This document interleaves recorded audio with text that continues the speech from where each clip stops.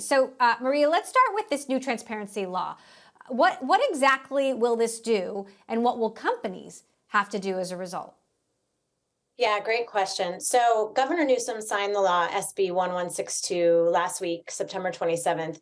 And as we all know, California is the fifth largest economy in the world. So this is going to have tremendous impact because it's any company with 15 or more employees with even one employee in California. So that has a huge, huge ramification on tech. And so what it actually does is it requires companies to include pay ranges on job postings, as you said, starting January 2023, and report median and mean pay gaps and contractor pay to the state starting March 2023. So you're out with a new report that shows employers, they're not ready. Yeah. How not ready are they? We released this report today, so it's pretty fresh. And what we found is 2/3 of companies are saying that they are completely unprepared to post salary ranges. And I think a big part of that is because companies don't yet understand why they pay what they pay. And if you don't know that, that's obviously the first question an employee is going to come to you asking once they see those ranges public. Why is that so tricky for companies to know why they pay what they pay? And even what they pay and where there are gaps?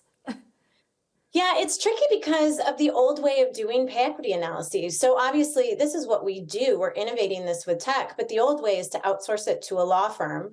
You get back a report once a year that just tells you your remediation or what you need to pay people to get out of the woods. And you learn nothing about the underlying policies or programs that are driving pay. So companies really need to start using analytics to figure out, are their pay policies and programs actually working as intended? If they say they pay for performance, for example, which a lot of companies say that, but very few actually do. So let's take Alphabet and Meta, for example. What would this mean for companies like them, which compete with each other for talent, historically are known for paying folks quite well, but like most companies probably have pretty big pay gaps?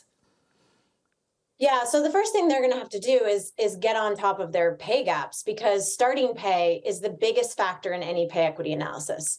So if you have issues, or as a company, if you have a philosophy of start low, stay low, or pay top dollar to the best negotiator, that's going to very quickly catch up with you from a pay equity and median pay gap perspective. You're going to start to have disparities that you can't rule out are because of something like gender, race, or ethnicity. So the way that would address this as a Google or a Meta or an Apple is to make sure you're not doing pay equity analyses just once a year, but you're looking at this constantly as you hire, as you, God forbid, have to lay people off. Are you having adverse impact?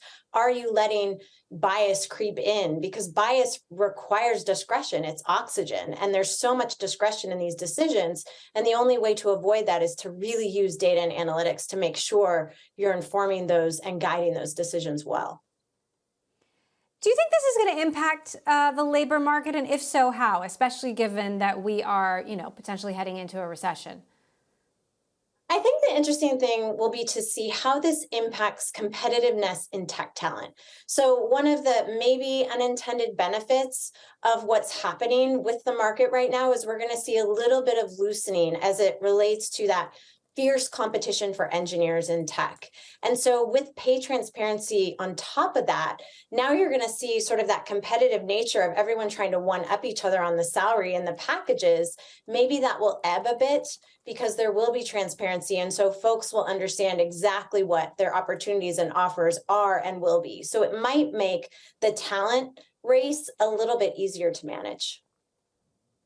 And last quick question. I'm just curious what you're seeing in the labor market right now. We've heard about, the Great Resignation, and then we also heard that was kind of been on pause. Employees aren't necessarily moving around right now because there aren't so many choices out there. How would you describe the state of play right now? Yeah, I think we keep sort of groping around for a term that gets at the essence of what's happening, whether it's the Great Resignation, the Great Reshuffle, quiet quitting. All of it to me is just a massive reflection that we've seen a total fracturing of trust between employees and employers. And so the way to fix that is to really take workplace equity and the tidal wave of pay transparency that's coming at employers through some of these laws and dive right into it, because that is really the way to rebuild the trust that has broken between employers and employees, that I think is kind of a reflection of all these terms that we keep hearing.